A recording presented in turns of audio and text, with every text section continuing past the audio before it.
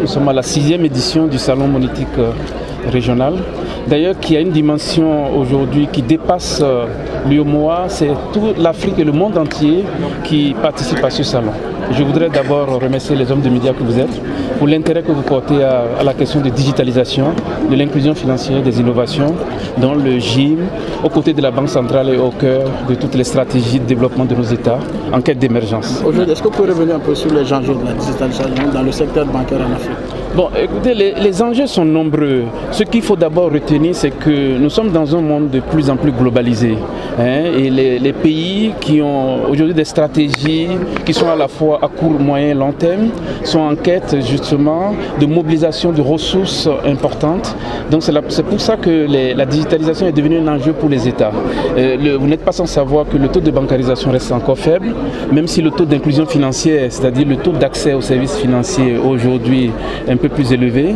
Mais ce qui intéresse aujourd'hui tous les acteurs, la Banque centrale, le GIM-UEMOA, les banques, mais également, comment dirais-je, les États, c'est comment amener dans le système bancaire les personnes qui sont exclues. Et pour le faire, nous avions fait appel à des partenaires qui sont venus aujourd'hui de 50 pays, près de 1500 participants sur 2 jours, pour nous montrer les solutions. Des solutions qui vont être pour les zones rurales, des solutions qui vont permettre à des personnes qui ne savent pas lire, écrire, de pouvoir être bancarisées, faire leurs paiements, assurer la scolarité de leurs enfants, faire des transferts. Donc vraiment, aujourd'hui, nous sommes au cœur de la digitalisation. Mais comme il y a beaucoup d'acteurs, il faut au moins un acteur central. C'est pour ça que la Banque centrale a porté son choix sur le GIM, pour porter le chantier d'interopérabilité de la compensation à l'échelle de l'UEMOA.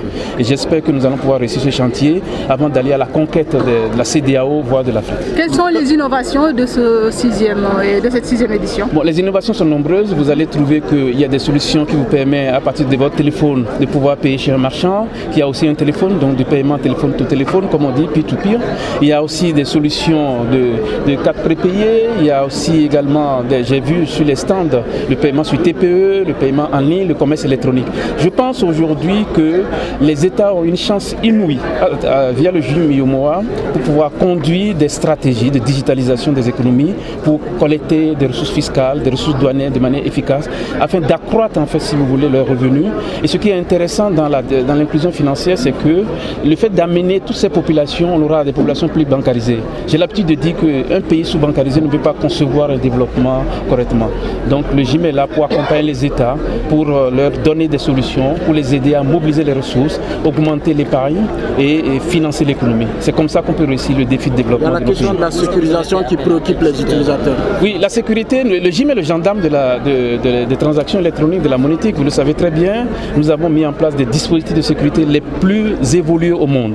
Donc j'ai le plaisir de vous annoncer que depuis que nous avons mis en place cette plateforme, zéro fraude. Il n'y a jamais eu de fraude.